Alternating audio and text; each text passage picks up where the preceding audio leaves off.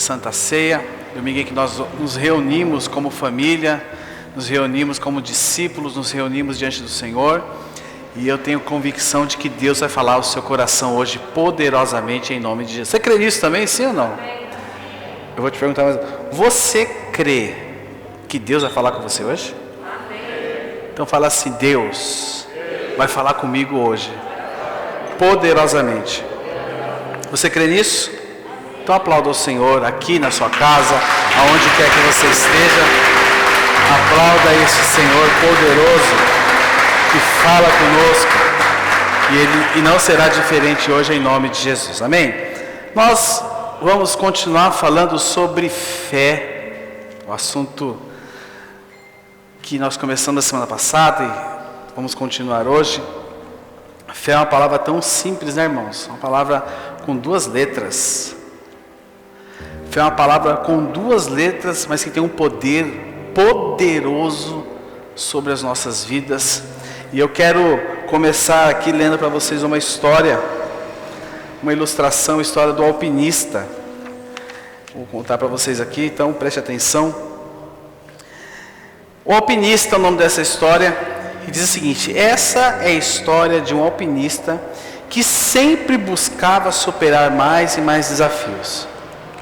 Ele resolveu, depois de muitos anos de preparação, escalar o Aconcagua, mas ele queria a glória somente para ele, e resolveu escalar sozinho, sem nenhum companheiro, o que seria natural no caso de uma escalada com um nível de dificuldade como essa.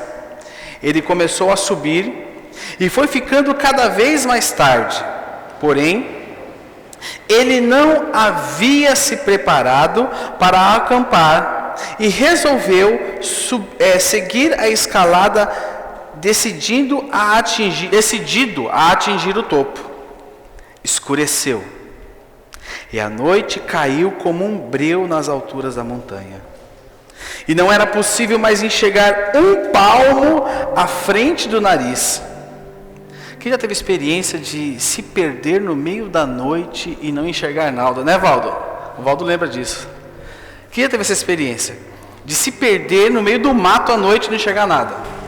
Teve uma situação que nós estávamos em Bertioga, né? E aí nós inventamos de pescar no final da tarde. E aí, para chegar no ponto de pescaria, nós tínhamos que fazer uma trilha. Só que, irmãos, né, não tinha lanterna, não tinha nada. E foi eu e o senhor Valdo lá no meio do breu. Só que nós vimos que escureceu.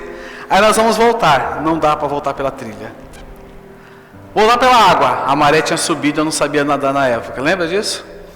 E aí, meu irmão, só foi a graça de Deus. Aí estávamos apavorados, tentando voltar pelo meio da trilha sem enxergar nada. De repente aparece, foi um cara vestido de branco, apareceu. Vocês estão perdidos? Estamos. Aí o cara começou a andar, vem, me segue. O cara começou a andar, nós seguindo ele, né, Raul? Aí ele falou: aqui agora nós temos que ir pela água. Sem contar que eu quase me afoguei, né, antes, né? Tem que ir pela água. Aí nós olhamos para ele, ele pulou na pedra, nós pulamos atrás dele. Aí ele pulou de uma pedra para outra, e não dava para nós pular. Não tinha como um ser humano pular daquele jeito. Aí o Valdo, vamos pela água. Quando nós chegamos na água, né, dava aqui no peito da gente, e nós recebemos um livramento do Senhor aquele dia. Né? Então, Deus, Ele nos guarda de todo mal. E aqui diz: tudo era escuridão, zero de visibilidade. Não havia lua e as estrelas estavam cobertas pelas nuvens. Subindo por uma parede, a apenas 100 metros do topo, ele escorregou e caiu. Caía a uma velocidade vertiginosa, e somente conseguia ver as manchas que passavam cada vez mais rápidas na mesma escuridão, e sentia a terrível sensação de ser sugado pela força da gravidade. Ele continuava caindo, e nesses angustiantes momentos passaram por sua mente todos os momentos felizes e tristes que ele havia vivido em sua vida. De repente, ele sentiu um puxão forte que quase o partiu pela metade. Como todo alpinista experimentado, havia cravado estacas de segurança com grampos a uma corda comprida, que ele havia fixado em sua cintura. Nesses momentos de silêncio, suspenso pelos ares na completa escuridão, não sobrou para ele nada além de gritar: ó meu Deus, me ajude. De repente, uma voz grave, tipo a voz do Jonas, né? Tipo a voz do Jonas, e profunda, vindo do céu, respondeu: o que você quer de mim, meu filho? Cadê o Jonas? Fala aí, Jonas, o que você quer de mim, meu filho? Fala aí. Até com máscara, né, irmãos? Que fazem, hein, mano? Até com máscara tem voz de Deus. Salve-me, meu Deus, por favor. Aí Deus responde para ele: você realmente acredita que eu posso te salvar? Eu tenho certeza, meu Deus. Então, corte a corda que te mantém sustentado. Houve um momento de silêncio, reflexão. O homem se agarrou mais ainda à corda e refletiu que se fizesse isso morreria. Conta o pessoal de resgate que no outro dia encontraram um alpinista congelado, morto, agarrado com força com as suas duas mãos a uma corda, a tão somente 2 metros do chão. Você teria fé para cortar a corda, irmão? Você teria fé para cortar a corda? Muitas vezes nós perdemos batalhas, tomamos prejuízos, porque temos dificuldade em ouvir e obedecer a Deus. Abra sua Bíblia comigo no livro de Hebreus, capítulo 11. Hebreus capítulo 11, verso 1. Se algum diácono puder me arrumar um copo d'água, por favor, eu fico grato. Hebreus 11. Está aqui? Oh, eu não tinha visto, está aqui já. É que eu não tive fé, irmãos, entendeu? Era só botar a mão e pegar. Obrigado, Ed. Hebreus 11, verso 1, verso 2. Quero orar com você. Senhor, obrigado pelo privilégio e pela oportunidade de nós podermos ouvir a Tua palavra nessa manhã, Senhor. Que o Teu Espírito Santo fale poderosamente ao nosso coração nessa manhã. Que a Tua presença se manifeste em nosso meio. Obrigado, meu Pai, pela honra e pelo privilégio de estarmos juntos aqui como igreja. E estar junto com os Teus filhos em suas casas como igreja também. Que haja um mover diferente sobre as nossas vidas nessa manhã, em nome de Jesus. Amém.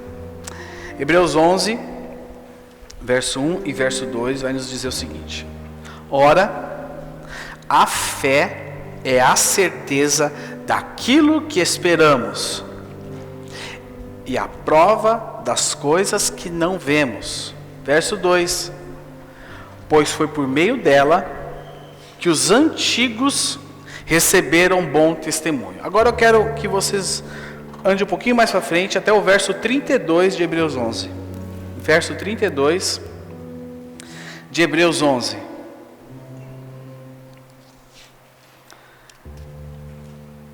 Que mais direi? Não tenho tempo para falar de Gideão, Baraque, Sansão, Jefté, Davi, Samuel e os profetas, os quais pela fé conquistaram reinos, praticaram a justiça, alcançaram o cumprimento de promessas, fecharam a boca de leões, apagaram o poder do fogo e escaparam do fio da espada. Da fraqueza tiraram força, tornaram-se poderosos na batalha e puseram em fuga exércitos estrangeiros até aí. Como lemos, a fé é a certeza daquilo que esperamos. A fé, ela lida com coisas que nós não vemos. A fé não pode ser comparada com algo que vemos. A fé não pode ser comparada com aquilo que eu estou vendo, mas a fé é aquilo que nós não vemos. Nós nos relacionamos com o mundo como? Através dos 5 sentidos. Eu e você, nós nos relacionamos com o mundo através dos 5 sentidos: visão, tato, olfato, audição e paladar. E observe que muitas vezes a visão é o que nos dá segurança. Porque quando você vai andar e você vê que aqui tem um buraco, você não vai continuar andando. Você vai se preparar para passar por aqui. A visão nos dá segurança. O tato é aquilo que eu pego, é aquilo que eu posso sentir. Olfato, audição, paladar. Nós nos relacionamos com o mundo através desses 5 sentidos. Mas nós estamos falando de fé. Eu ouso dizer que nós temos um 6º sentido chamado fé. Porque a fé é um sentido espiritual. Se eu e você andarmos somente pelos 5 sentidos, nós estamos inutilizando a fé. Mas nós temos a fé. E esse sentido, a fé em mim e em você, ele não pode ficar atrofiado, ele não pode ficar guardado, mas nós temos que ter a fé como algo prático nas nossas vidas, dia após dia. Mateus 19, 26, nos diz o seguinte: Jesus olhou para eles e respondeu, olha aí, está no telão: para o homem é impossível, mas para Deus todas as coisas são o quê? Fala mais alto, está com máscara. Todas as coisas são possíveis. E olha o que diz em Marcos 9, 23, Hugo, por favor. Evangelho de Marcos, capítulo 9, verso 23. Olha só. Se podes, disse Jesus, tudo é o quê? A quem? Diga assim: tudo é possível sobre a minha vida. Agora diminuiu, né? Tudo é possível sobre a minha vida, porque eu creio. Presta atenção. O Evangelho de Mateus nos mostra que para o homem é impossível, mas para Deus todas as coisas são possíveis. E aí depois Jesus fala: tudo é possível àquele que crê.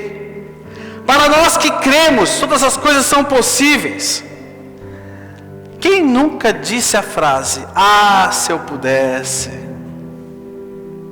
ah, se desse, ah, se eu conseguisse. A Bíblia nos relata um personagem que agiu assim, e nós falamos dele aqui.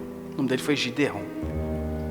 Gideão, nós temos a famosa história na Bíblia, uma das histórias que eu mais gosto, de Gideão versus os midianitas.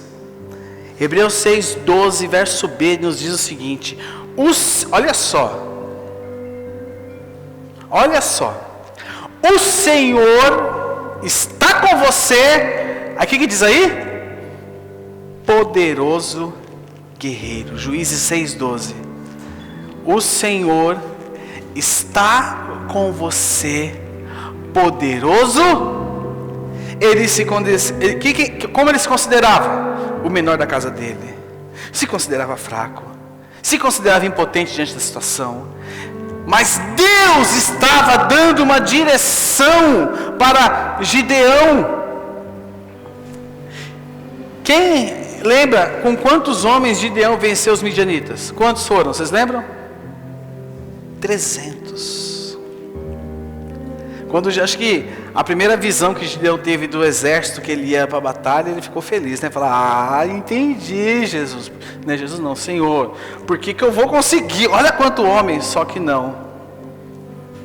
E ali foram 2 processos seletivos para que Deus fizesse da maneira dele. Presta atenção, meu irmão. Deus quer fazer da maneira dele na sua vida. Você está tentando dar um jeito, você está tentando fazer do seu jeito, se desdobrar daqui, mas Deus quer fazer do jeito dele na sua vida. E Gideão entendeu isso. Gideão entendeu o que era caminhar debaixo da fé. A palavra fala, nós lemos aqui, verso 34 de Hebreus 11. Olha o que diz. Verso 34 de Hebreus 11.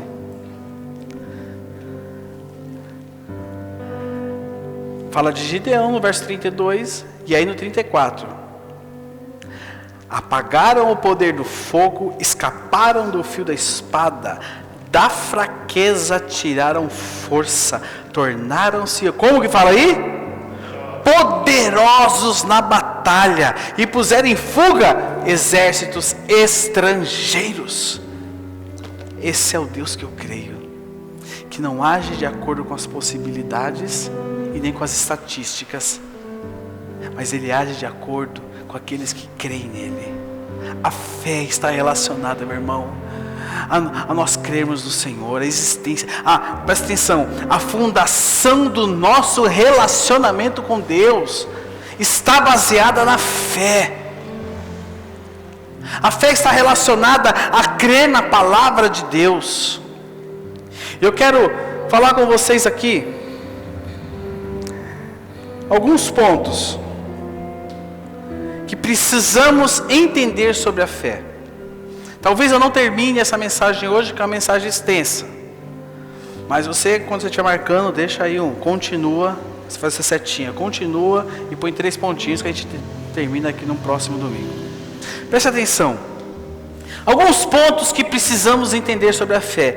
Primeiro ponto que eu e você precisamos entender sobre a fé: o mundo diz ver para, mas a Bíblia inverte essa ordem e diz que primeiro temos que crer para depois vermos.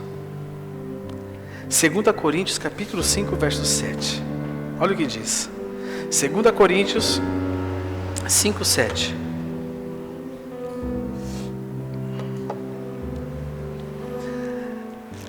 Porque vivemos por fé e não pelo quê? Porque eu e você, Meire, vivemos por fé e não por aquilo que nós estamos vendo. Olha o que diz Salmo 27, 13. Olha o que diz Salmo 27, 13. Eu creio que verei a bondade do Senhor na terra dos viventes. João 11, 39 e 40. Pode marcar aí. Evangelho de João, capítulo 11, verso 39 e 40. Tirem a pedra, disse ele. Disse Marta, irmã de quem? Do morto. Senhor, ele já cheira mal, pois faz 4 dias.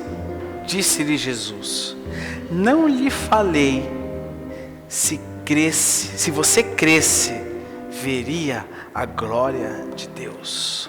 O mundo diz: eu preciso ver para crer, mas nós somos aqueles que andamos crendo e depois vemos, e a palavra nos é clara.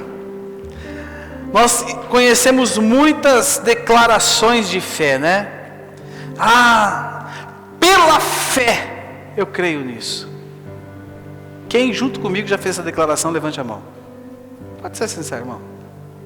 Então só nós somos, né, Quem já fez a declaração? Pela fé eu creio nisso. Sabe o que eu aprendi dessa declaração? O que ela significa?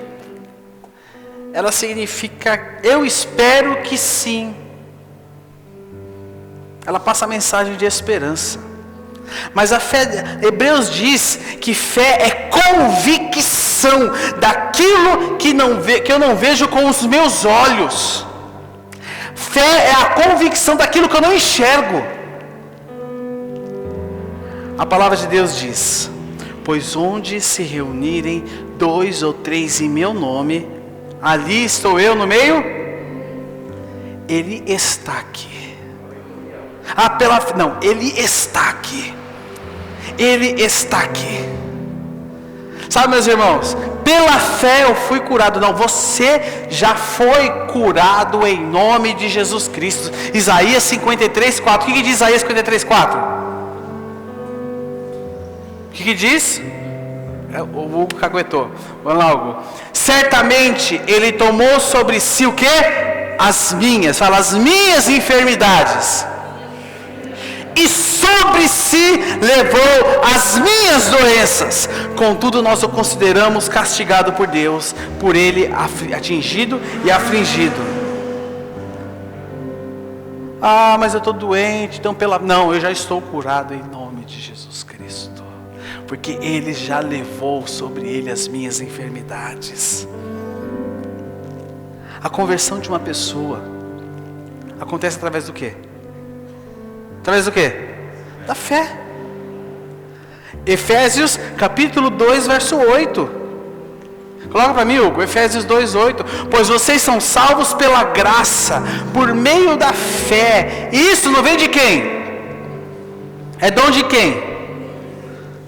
Mas eu estou orando e pela fé eu sei que minha família vai estar comigo aqui um dia na casa do Senhor. Isso é esperança, meu irmão, porque Josué 24:15, coloca para mim, Hugo. Josué 24:15 nos diz o seguinte: se porém não lhes agrada servir ao Senhor, escolham hoje a quem irão servir, se aos deuses dos seus antepassados serviram além do Eufrates, ou aos deuses amorreus, em cuja terra vocês estão vivendo. Mas eu e minha família, vai, irmão, fala alto. Eu e minha família, pela fé não, você e sua família servirão ao Senhor. Você e sua família servirão ao Senhor. A vida cristã, meu irmão, nós vivemos como? Através da fé. 2 Coríntios capítulo 5, verso 7. 2 Coríntios capítulo 5, verso 7 diz: porque vivemos por fé, e não pelo quê? Tem mais 2 textos aqui. Romanos 1:17. Está marcando os textos aí. Romanos 1:17 diz: porque no Evangelho é revelada a justiça de Deus, uma justiça que no princípio ao fim é pela fé. Como está escrito, quem viverá pela fé? O justo. Fala assim: eu viverei sempre pela fé. O justo viverá pela fé. Hebreus 11, verso 6. Sem fé é impossível agradar a Deus. Irmãos, deixe hoje de querer ver um sinal para saber você crer, mas creia. Eu não sei qual a situação sua que você está aqui hoje. Eu não sei o que você tem enfrentado, eu não sei o que você tem passado, eu não sei o tamanho do seu gigante, eu não sei quantos são os midianitas que estão ao teu redor, eu não sei, mas Deus sabe, e Ele já te enviou uma palavra. Se agarra essa palavra e tome posse sobre a sua vida em nome de Jesus. Eu não gosto muito dessa expressão tome posse, mas se aproprie dela na sua vida em nome de Jesus Cristo, porque o Senhor já mudou a sua sorte. Deus já mudou a sua sorte. Deus já mudou a sua sorte. Existem um exemplo muito bom na Bíblia, que é a fé de Tomé e a fé de Abraão. A fé de Tomé. Vamos ler João 20:25.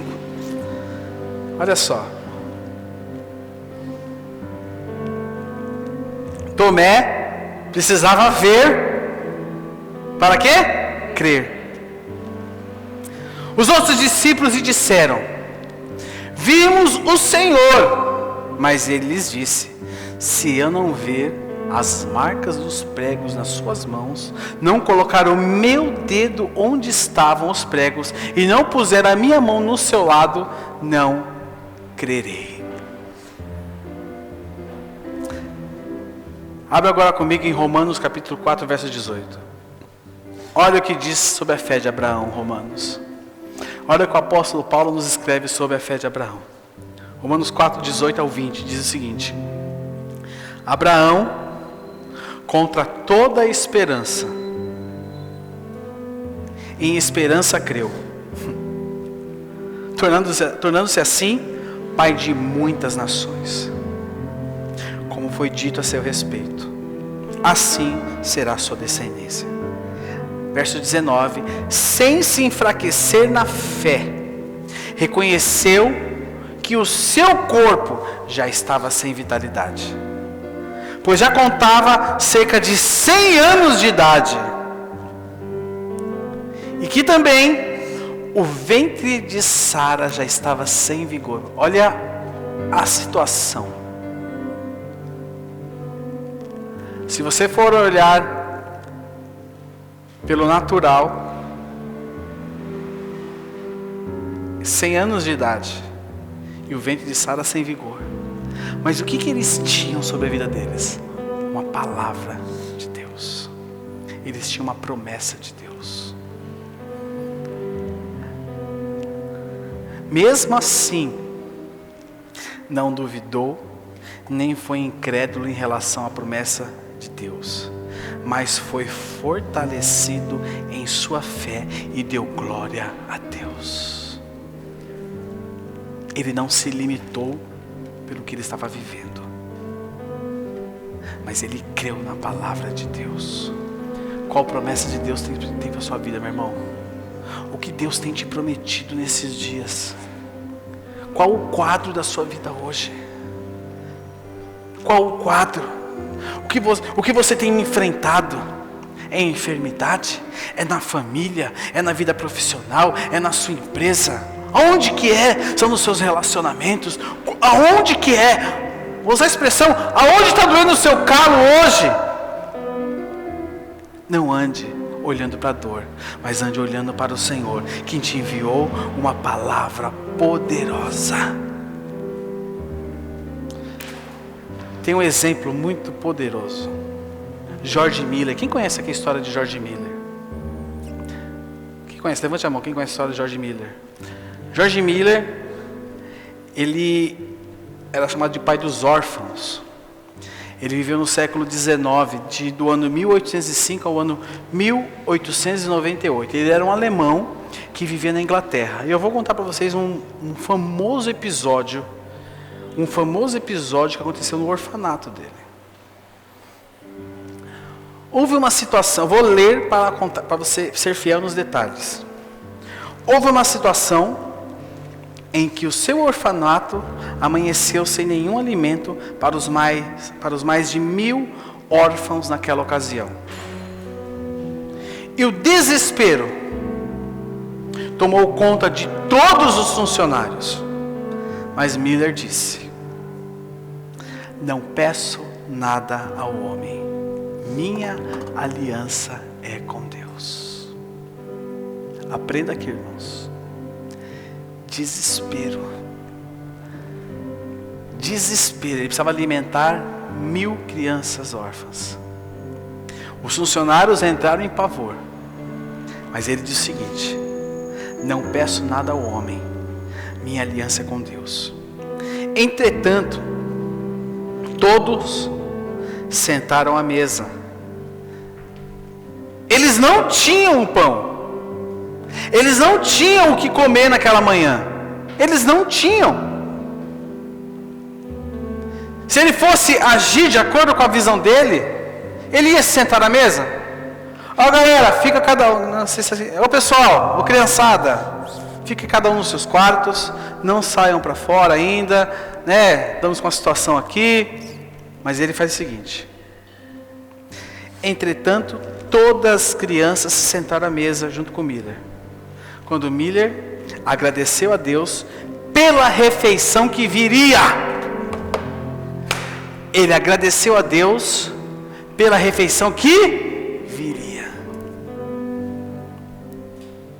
Eu tenho, pessoal, tenho fé que vai vir, então, né? Vamos ficar aqui esperando. Não, ele agradeceu. Pedro, quando andou sobre as águas, ele deu o passo. Ele botou o pé nas águas. Eu vou aí, Jesus. Eu vou, mas pela fé. Eu vou pela... A palavra pela fé se tornou um jargão. Pela fé se tornou um jargão, uma frase de efeito. E deixou de se tornar uma atitude prática minha e sua. Deixou de se tornar uma atitude que nós temos todos os dias. Nós somos o povo da fé. Irmãos, nós somos o povo da fé. Embora para muitos a mídia hoje, o que tem acontecido no meio cristão tem, deixado uma marca negativa. Um padre roubando milhões, um pastor preso e uma pastora acusada de assassinato. Dizem, eu li algumas matérias, os homens da fé. Não, nós não vivemos debaixo de um jargão. Nós somos o povo da fé porque nós andamos em fé. Nós cremos no Senhor, nós andamos por fé. Presta atenção, Pedro deu passo. E aqui diz o seguinte, olha o que diz Miller. Mas todos sentaram à mesa. Quando Miller agradeceu a Deus pela refeição que viria. Eu fico imaginando a cara de Miller quando ele falou amém.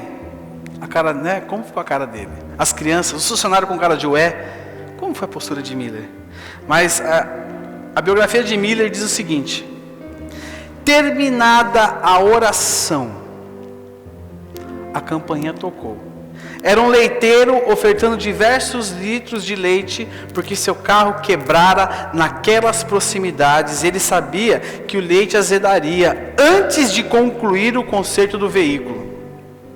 Após Miller receber o leite e fechar a porta, eu tenho leite garantido. A campainha soou novamente.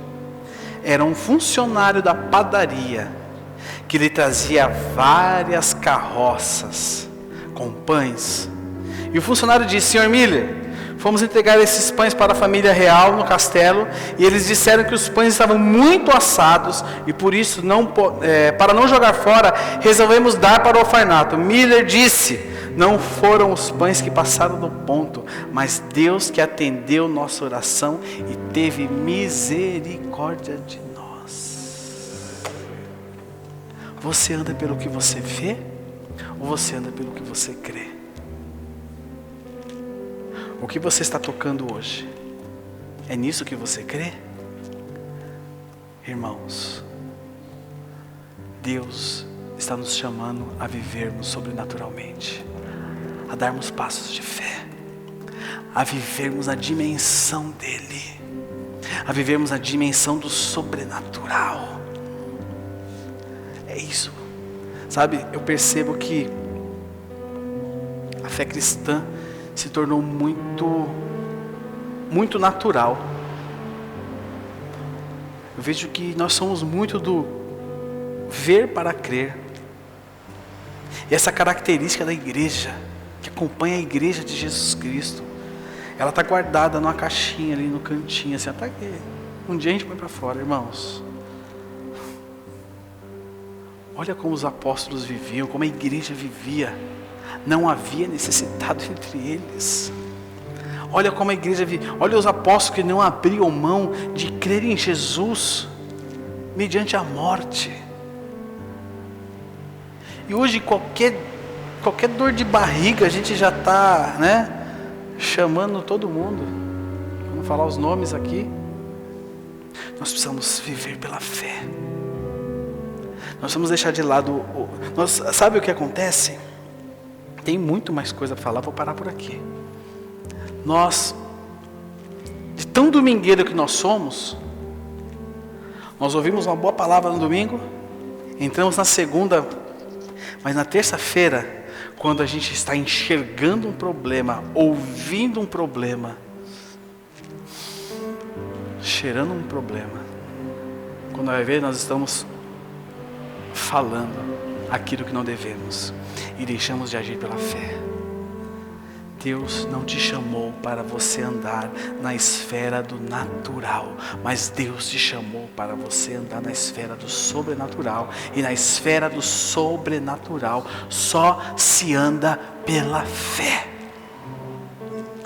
Posso dar uma prova para vocês aqui? Que Deus cuida de você? Nós passamos pela pandemia. O que faltou na sua mesa? A maior crise financeira do mundo. O que faltou na sua mesa? Na realidade, você aprendeu a viver com menos.